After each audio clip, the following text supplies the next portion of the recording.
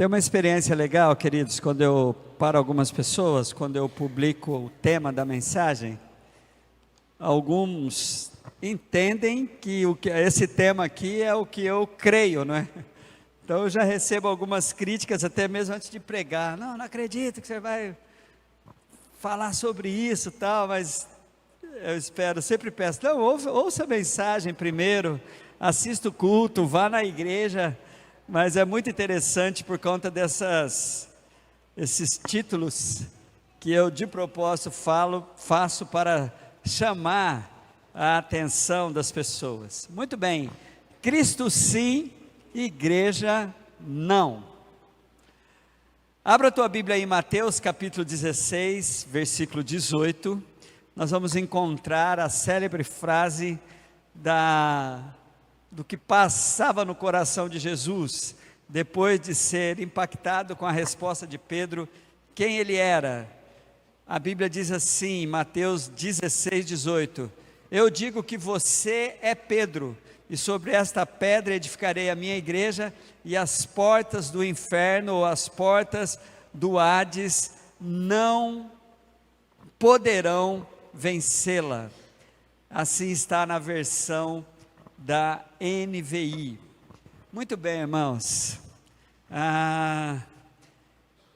Tudo começou, e quero falar sobre esse tema. Na verdade, isso é algo que existe desde os tempos bíblicos, a ponto de, na conclusão dessa minha fala, dessa minha mensagem, estarmos olhando para um texto bíblico que nos chama a atenção para isso. Mas tudo começou no ano de 1990, quando um teólogo católico na França publicou um artigo em que ele trazia a seguinte tese. O nome desse cara era François Rostand.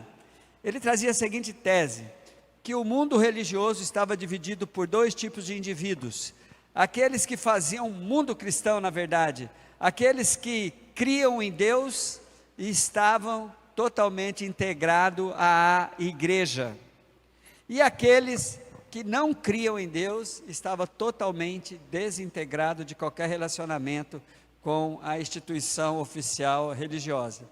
E na sua tese, no seu artigo, ele disse então que existia um terceiro indivíduo, um indivíduo que cria em Deus, mas não precisava da igreja.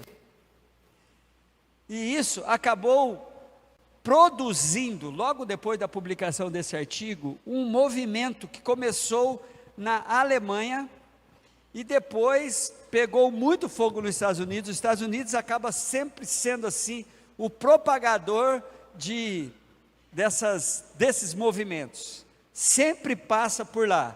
E o movimento tinha por título exatamente isso: Cristo sim, igreja não. Isso acabou se espalhando pelo mundo, e hoje é um dos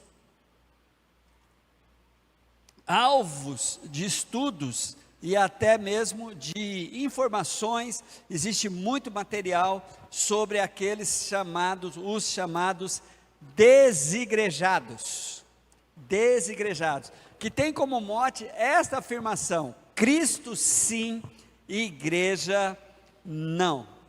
E é interessante que existe dois tipos de desigrejados: aqueles que se decepcionaram com a igreja, e não vai em igreja, e não tem, está lá, está magoado, está ferido, não tem nenhum estímulo de ir para a igreja. Porém, está havendo um movimento, com lideranças e tudo, de desigrejados. O movimento já é diferente.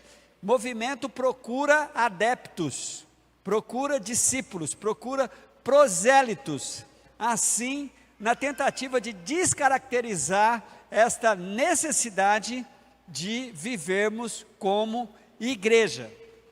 E aí, a internet acaba ajudando muito os desigrejados, né?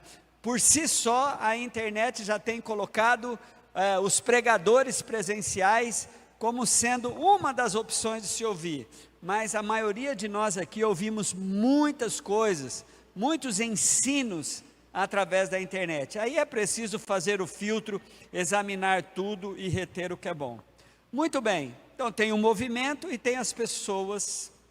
E eu estava pensando nisso e trouxe para vocês 5 causas comuns da existência dos desigrejados.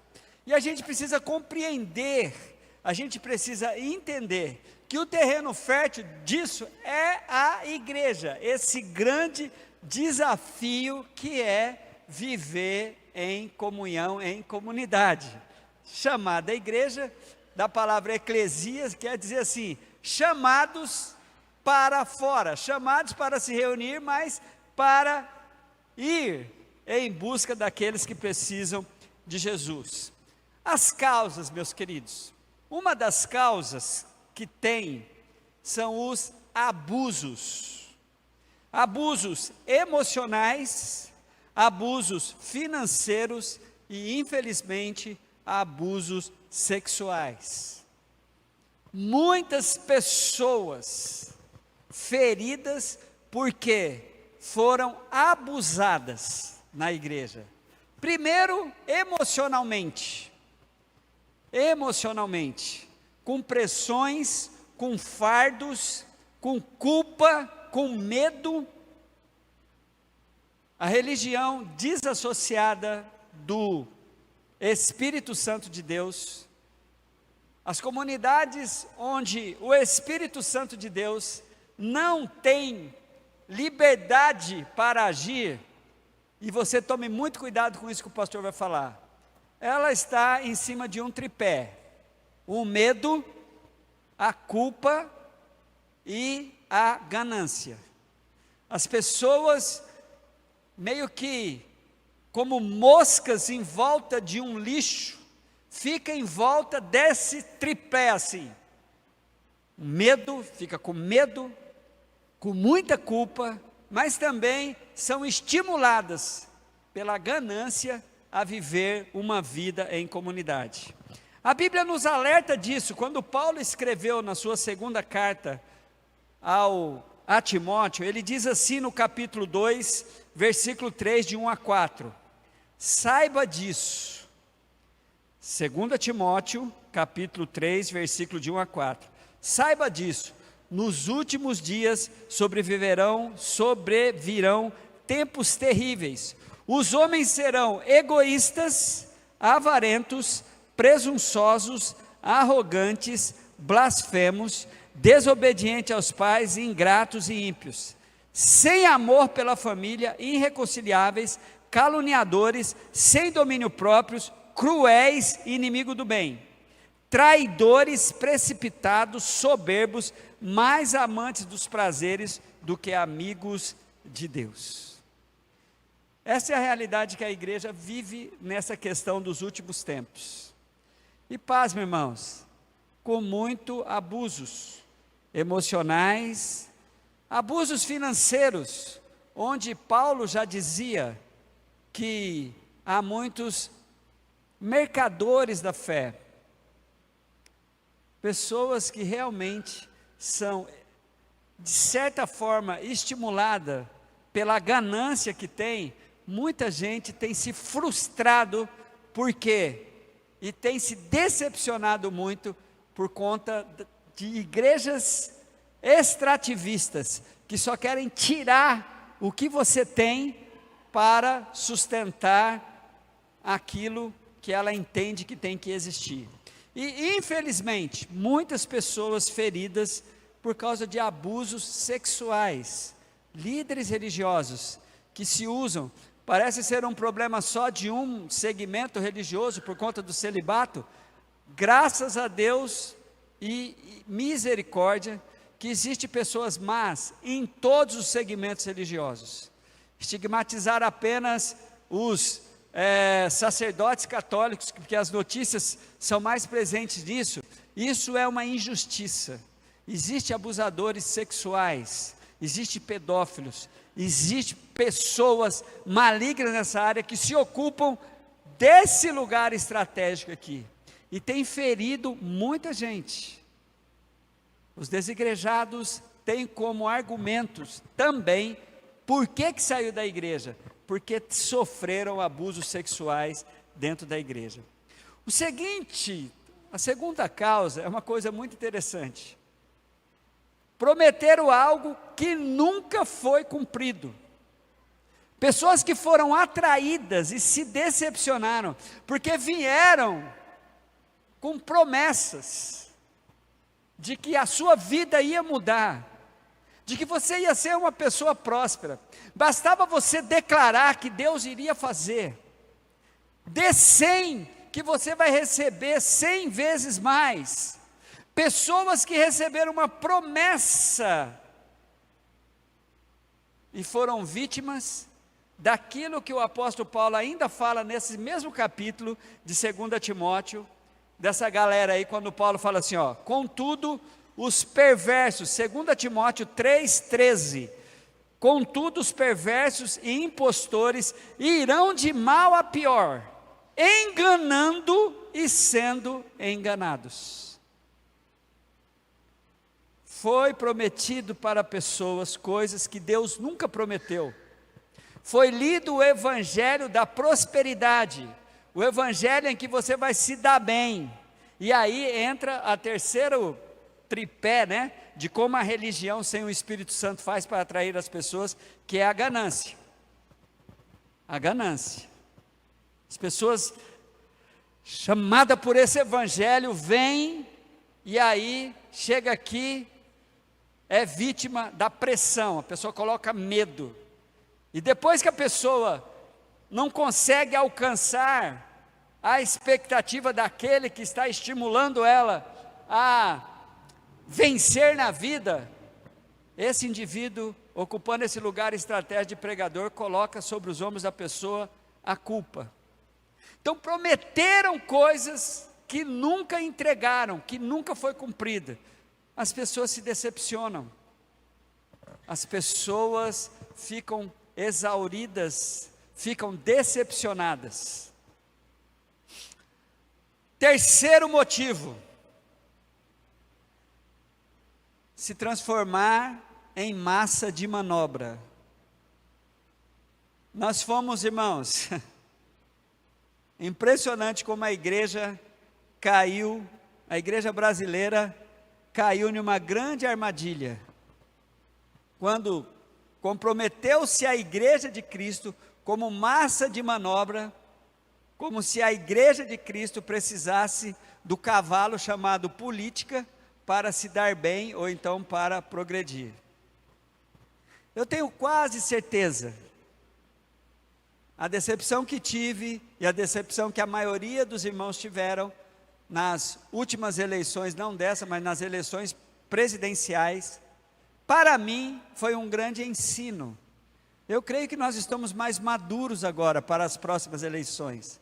Nós não vamos comprometer tanto o nome de Cristo assim.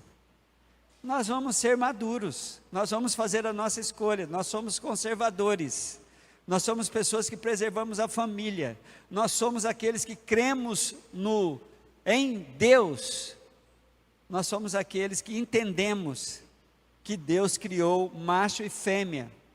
Nós entendemos assim, mas nós não vamos comprometer a nossa fé a homem e mulher nenhuma. Então é interessante como muita gente se decepcionou por se perceber como sendo massa de manobra, subjugado pelo carisma controlador de líderes que em nome de Cristo vem tentar fazer a nossa cabeça, fazer a sua cabeça, para você ir na direção que Ele quer que você vá, inclusive politicamente. Um perigo isso. Nós temos maturidade, irmãos, podemos ler a Bíblia e entender de que nós temos os nossos valores. E ser massa de manobra, e ser alvos de argumentos, em que misturamos os valores do Evangelho com pretensões políticas, eu penso que a igreja brasileira caiu em uma armadilha de ensino. Eu louvo a Deus por isso. A Bíblia vai dizer então, para esses carismáticos controladores, Olha o que a Bíblia diz em Mateus capítulo 7, versículo 21 a 23. A Bíblia diz assim, olha: nem todo aquele que me diz Senhor, Senhor, Mateus 7, 21, entrará no reino dos céus, mas apenas aquele que faz a vontade do meu Pai que está no céu. Muitos me dirão naquele dia: Senhor, Senhor, nós profetizamos em teu nome? Em teu nome não expulsamos demônios? Ou melhor, Senhor, não profetizamos em teu nome? Em teu nome não expulsamos demônios? Não realizamos muitos milagres?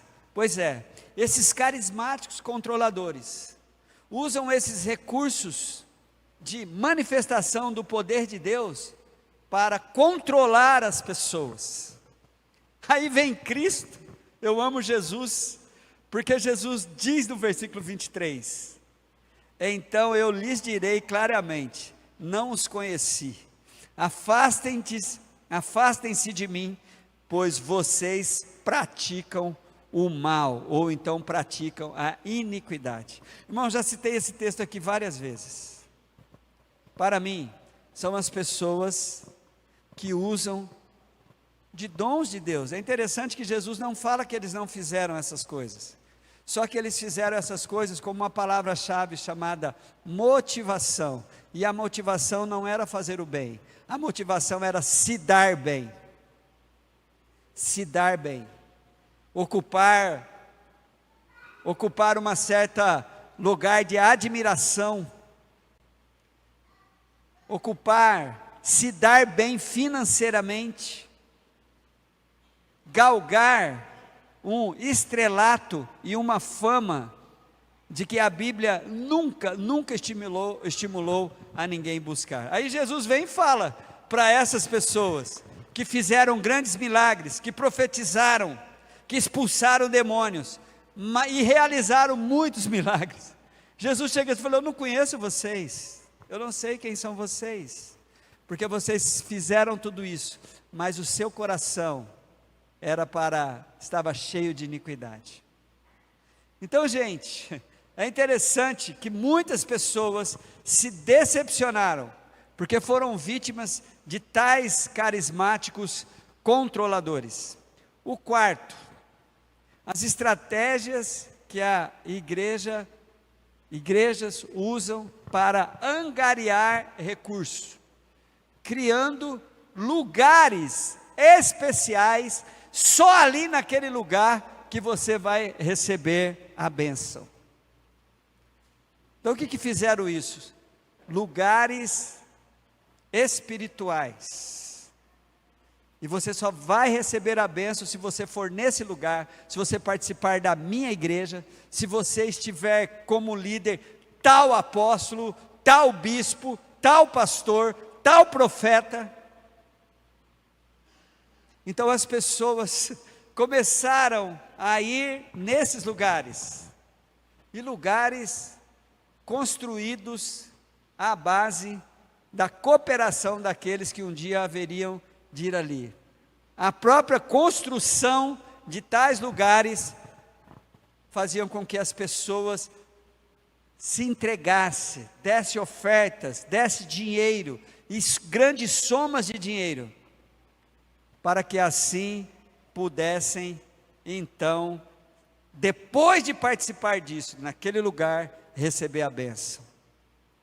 Irmãos, o apóstolo Paulo diz assim, na segunda carta que ele escreveu à igreja de Coríntios: ao contrário de muitos, o apóstolo Paulo diz, não negociamos a palavra de Deus. Ao contrário de muitos, não negociamos a palavra de Deus, visando algum lucro.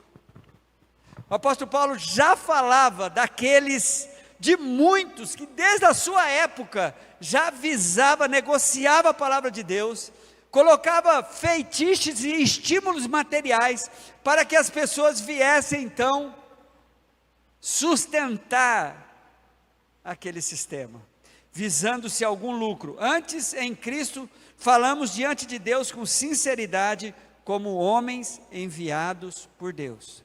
Muita gente decepcionada com isso, queridos. Muita gente totalmente sem nenhum estímulo de ir para a igreja.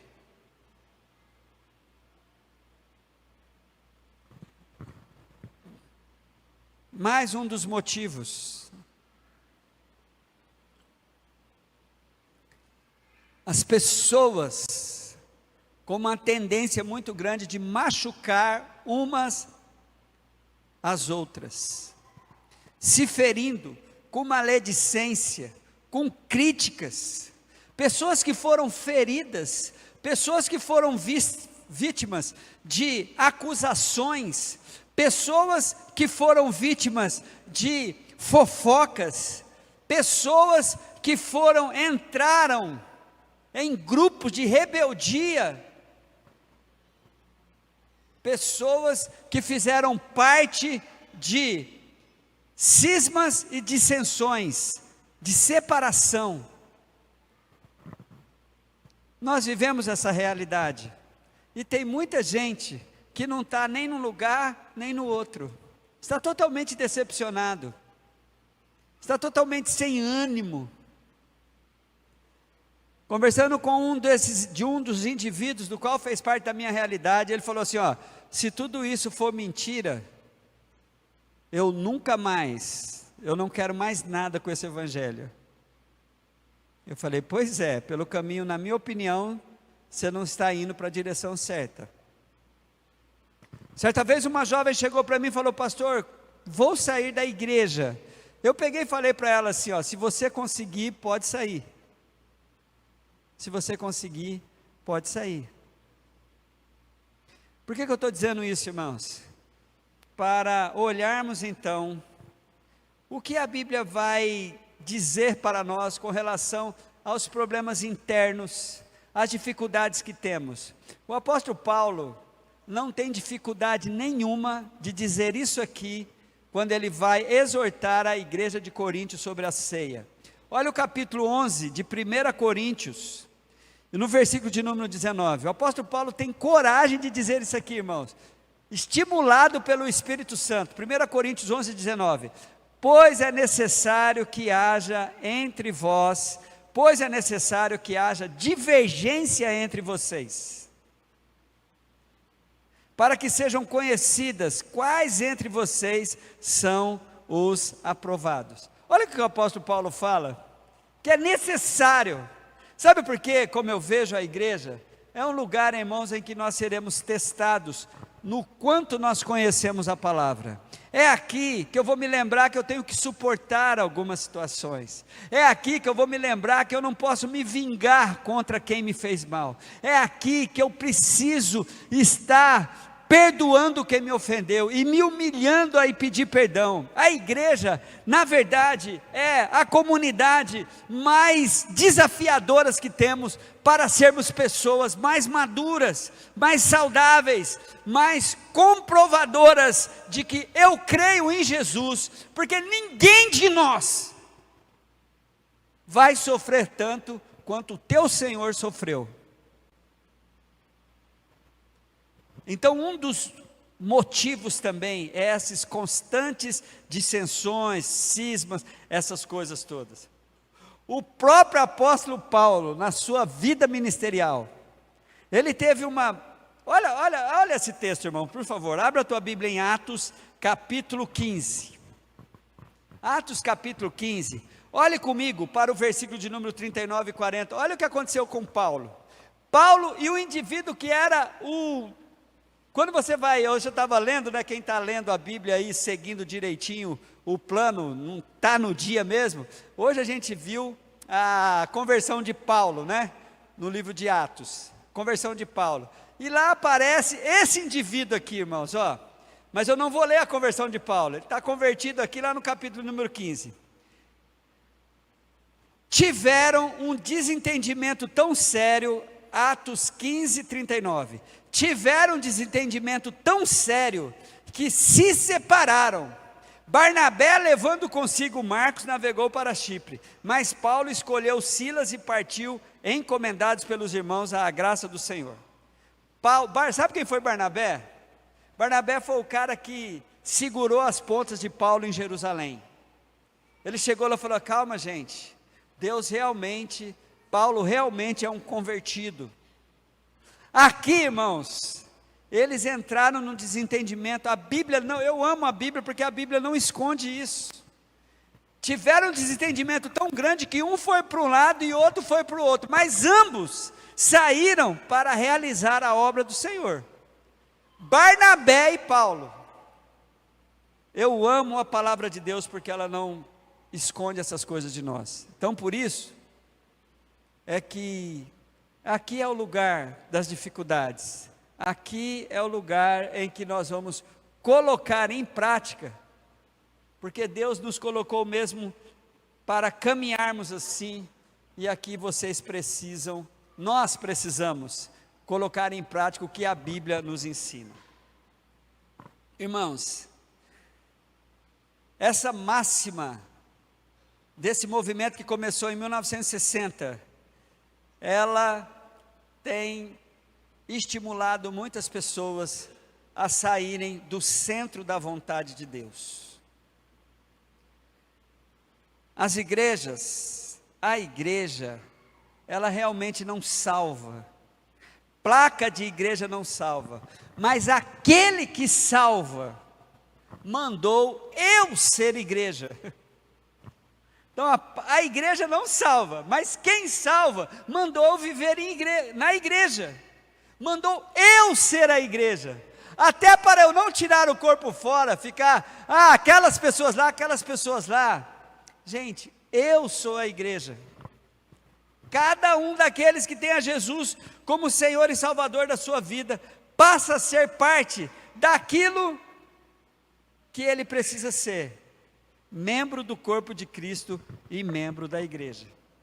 Então, eu comecei a olhar para essa realidade assim, olha, quem está cuidando de si mesmo na proposta de Deus, preste atenção nisso que o pastor vai falar, quem está procurando cuidar de si mesmo na proposta de Deus, que nós devemos amar a nós mesmos, e amar o nosso próximo, quem está cuidando dessa qualidade, desse princípio bíblico, vai amar a si mesmo, e consequentemente vai amar a igreja, porque ao amar a si mesmo, ao cuidar de si, você também vai cuidar da igreja. Então quem ama a si mesmo, ama a igreja, não consegue sair dela. Então, queridos, Cristo sim e igreja não, é impossível. É impossível. É impossível colocar isso em prática. Porque é impossível o corpo andar desassociado da cabeça. É impossível. O movimento desigrejados acaba caindo, se contradizendo, quando se organizam, aí já começa a formar uma igreja de desigrejados. Qual é o meu alvo nessa noite? É quem está muito decepcionado com a igreja, muito decepcionado com esse mundo religioso, quem está cansado, exaurido, e começou mesmo a gostar, começou a, sem nunca nem fazer essa declaração, Cristo sim, igreja não, mas começou a entender que é possível, não, vou seguir a Jesus sozinho em casa mesmo. Irmãos, não dá para fazer isso, porque essa não é a proposta de Cristo. A proposta de Cristo está explícita, e quero concluir com esses dois próximos textos. A proposta de Cristo está explícita no que está escrito em Hebreus capítulo 10, versículo 25. Abra a tua Bíblia lá. A Bíblia vai ser muito categórica. Olha como esse movimento de desigrejado é mais antigo do que a gente imagina. Olha o que diz Hebreus, uma carta que foi escrita, segundo os estudiosos, cerca de 90 a 100 anos depois de Cristo. Hebreus diz assim, não deixemos de nos reunir como igreja, não deixemos de nos reunir como igreja, segundo o costumes, aquela época era alguns, agora só para vocês terem uma ideia, eu vi uma afirmação assim, sobre Cacoal, olha aqui para mim, sobre Cacoal, nossa cidade, a maior igreja de Cacoal, é a igreja dos desigrejados, é a igreja daqueles que estão fora das comunidades de base que tem aqui, as igrejas locais. A maior decacual já são os que já foram da igreja e hoje não estão fora dela, da igreja de Cristo em Cacoal. Não deixemos de nos reunir como igreja, segundo o costume de alguns, mas procuremos encorajar-nos uns aos outros, ainda mais quando vocês veem que se aproximam o dia. Está muito próximo a volta de Jesus. Hebreus capítulo 10, versículo de número 25. E o dado mais complicado, irmãos, de todos, previsto por Jesus. E aqui eu quero concluir, encerrar a mensagem, chamar vocês para a oração, e chamar o Sérgio também, que parece que ele não está percebendo.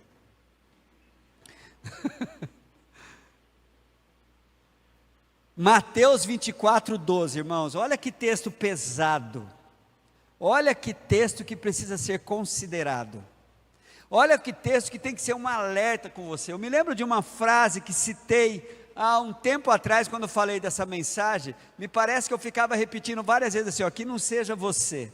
Olha o que diz Mateus 24, 12, devido ao aumento da maldade, o amor de muitos esfriará. Mateus 24, 12, um alerta. Isso aqui é frase. Os discípulos procuraram Jesus e disseram: Senhor, quais são os sinais da sua vinda?